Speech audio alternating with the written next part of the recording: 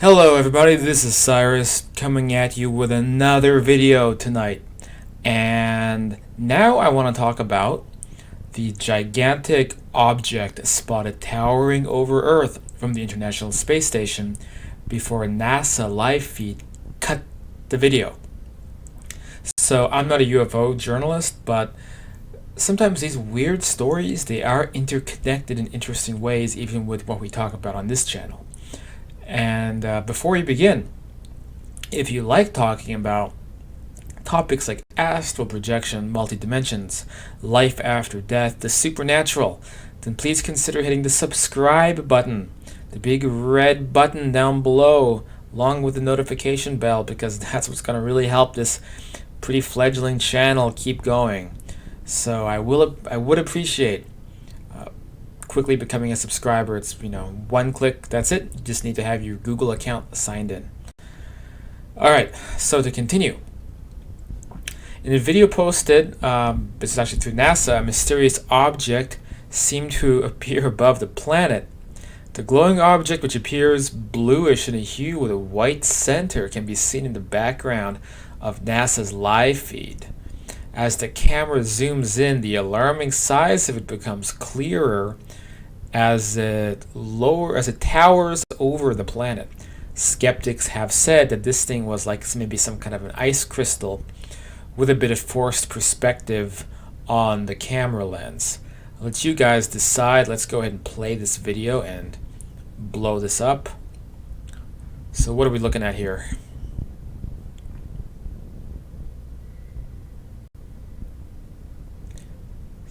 There's the satellite.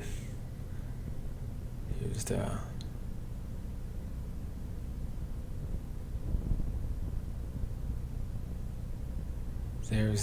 there's the thing, whatever the hell that is. See, focuses a little bit, then bam! NASA shuts off the feed. What does it say?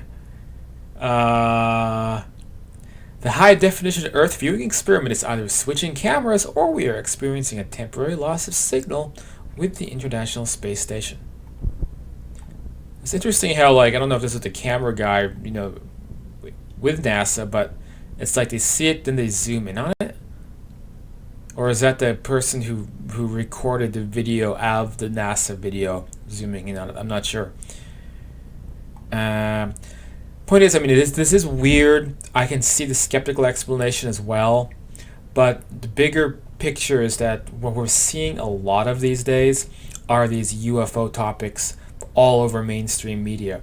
So it began like a Christmas ago. We had the revelation that the Pentagon has a UFO, or at least had a UFO research program. So this guy Luis Elizondo came forward to reveal that info to the public around the same time as Tom DeLonge, the Blink-182 guy, came out with this kind of weird organization that's he goes from making this grunge pop that's been his thing for the last 20 years to hey guys, we're gonna build a spaceship. So kind of a weird series of events, but now it's like these UFO/alien stories are in the news just continually. I've never seen anything like it. So it's like every week there's something new going on about aliens in the sky.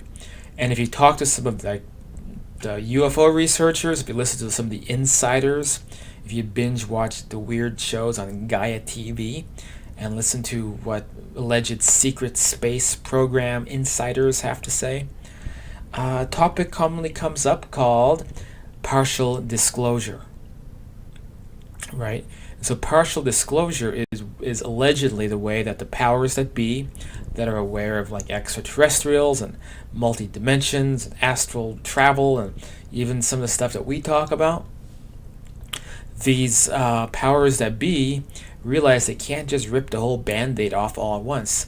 They have to begin a slow process of exposing the public to the information until enough people, even the edgelord millennials who deny that anything like this can exist, see my previous video, will begin to take the topic seriously enough until just everybody knows about it, and then All of a sudden one day it's going to be like, hey, we found alien life on Mars, there's microbes, life is all over the place. And then that'll be followed the next year by, hey, we found this critter walking around.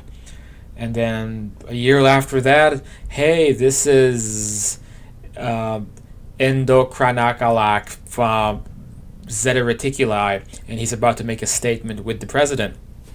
Well, probably not, but you get the idea. That's the idea behind partial disclosure. It's this slow rollout of information that's been kept hidden, and that's why there is such an uptick.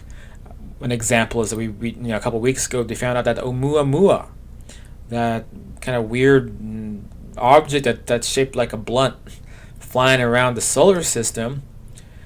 According to some Harvard scientists, they think it might have been extraterrestrial because it started doing things that space rocks are not supposed to do, like it sped up.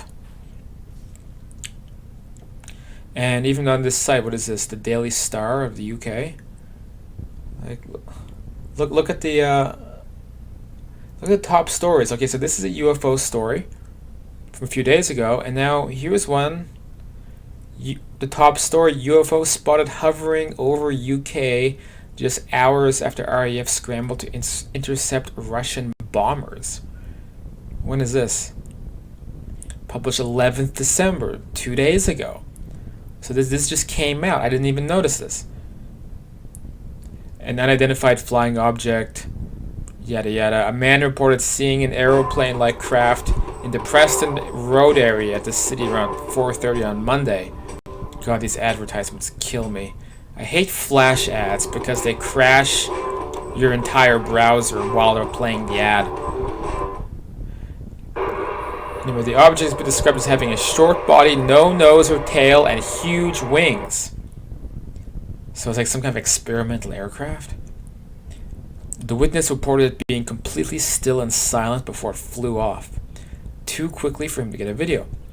The man claims he spotted the mysterious object around 4:30 p.m. Two of the warplanes took off. Well, I mean, it's an interesting sighting, but did anybody else see it? It's not too convincing if it's just like one person saying they saw something, they have no video.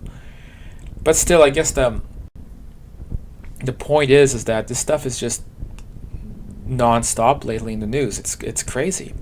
And this could be part of a bigger kind of, like, if you want to listen to David Wilcock and people like that, it could be part of some kind of a big ascension, Age of Aquarius consciousness shift type deal, where we're going to transition from the point where still you're kind of ridiculed for believing anything less than the mainstream narrative, the Neil deGrasse Tyson kind of what you get spoon-fed, that nothing that's alternative is real and nothing that is psi related is real. The tons of peer-reviewed papers that I talked about in the previous video about so many different paratopics, none of that should be taken seriously. So we may reach a point where this brainwashing begins to end, and then all of society will collectively begin to embrace these topics, and we will move up to the next level civilization. Now, I don't remember what the numerical scale was, a class 1 civilization or class 2 civilization. I forget which one we're at. I think we're at like class 1 or something. Like, this would mean, with the secrets finally being revealed, with the so-called deep state finally going public, we'd be moving into like a class 2 civilization or something, right? Be moving into like a actually advanced society that understands multidimensionality and all these topics. So that's what these guys say. That's what Wilcock says. Color me skeptical, because I mean, I think that there's been so many prophecies and predictions that this type of thing will happen, and it hasn't happened. But I'm ready to be proven wrong, and I'm ready to see this so-called partial disclosure go through to completion. And I'm hoping it happens in my lifetime, because how long can we really wait for this kind of stuff? Alright, those are just my thoughts tonight. If you like this stuff, then you can hit the Afterlife topics. We have some interesting stuff going on there. You can join the group. You can buy any of my books about life after death. understanding life after death, the afterlife and beyond. I have some classes set up. All that's also in the channel description. You can check that out. And I'll see you on the next video.